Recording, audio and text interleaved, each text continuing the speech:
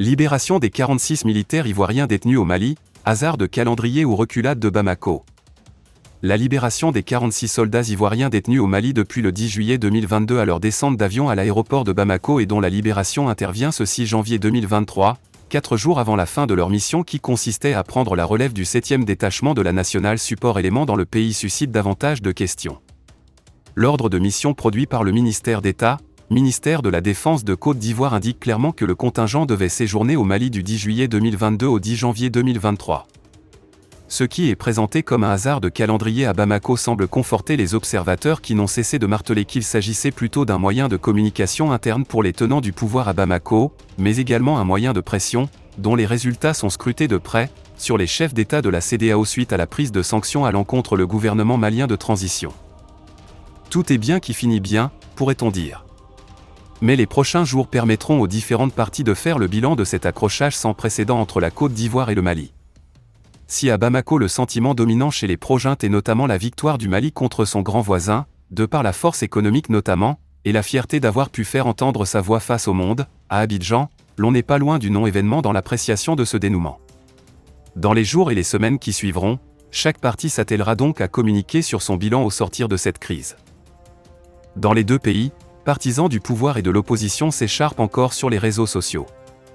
Du côté de Bamako, d'aucuns présentent cette crise comme un coup d'épée d'Assimi Goïta dans l'eau au moment où ses partisans lui rendent hommage pour avoir porté haut les couleurs du Mali même si son autorité ne s'exercerait que sur les 200 000 km² sur les 1,2 million de kilomètres selon ses détracteurs.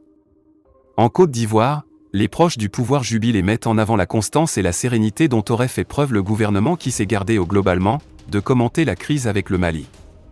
Le chef de la junte gracie les 49 soldats ivoiriens détenus depuis juillet. Le chef de la junte malienne, le colonel Assimi Goïta, a accordé vendredi la grâce avec remise totale des peines aux 49 soldats ivoiriens arrêtés en juillet et condamnés ensuite par la justice malienne, selon un décret présidentiel. Ces arrestations avaient provoqué une brouille diplomatique entre les deux pays.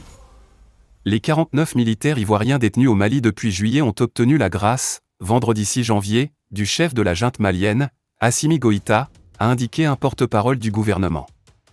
Le colonel Assimi Goïta a accordé une grâce avec remise totale des peines aux 49 Ivoiriens condamnés par la justice malienne. Ces soldats ivoiriens avaient été arrêtés au Mali, qualifiés de mercenaires, puis inculpés mi-août de tentative d'atteinte à la sûreté extérieure de l'État Guéhékoué. 3 d'entre eux, des femmes, avaient été libérés à la mi-septembre. Le 30 décembre, la justice malienne avait condamné ces femmes à la peine de mort par contumace, et les 46 soldats toujours détenus à 20 ans de réclusion criminelle. Le communiqué précise que ces soldats avaient été condamnés pour crimes d'attentat et de complot contre le gouvernement, atteinte à la sûreté extérieure de l'État, détention, port et transport d'armes et de munitions de guerre ou de défense intentionnellement en relation avec une entreprise individuelle et collective ayant pour but de troubler l'ordre public par l'intimidation ou la terreur.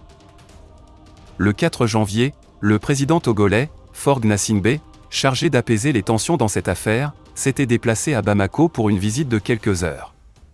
Depuis le 10 juillet, la Côte d'Ivoire exige la libération de ces soldats en niant catégoriquement qu'il ait été ou soit des mercenaires, affirmant qu'il était en mission pour l'ONU, dans le cadre d'opérations de soutien logistique à la mission des Nations Unies au Mali, MINUSMA. Le 22 décembre, une visite à Bamako d'une délégation officielle ivoirienne en présence du ministre togolais des Affaires étrangères s'était déroulée dans un esprit fraternel. Elle s'était conclue par la signature d'un mémorandum, le ministre ivoirien de la Défense, Téné Birahima Ouattara, frère du chef de l'État, soulignant que l'affaire était en voie de résolution. Le président en exercice des États ouest-africains, CEDEAO, avait assuré mercredi qu'il n'y aurait pas de sanctions contre le Mali dans l'immédiat malgré l'expiration de l'ultimatum fixé au 1er janvier à la junte malienne pour les libérer, pour laisser la médiation togolaise travailler à la libération des 46 militaires ivoiriens.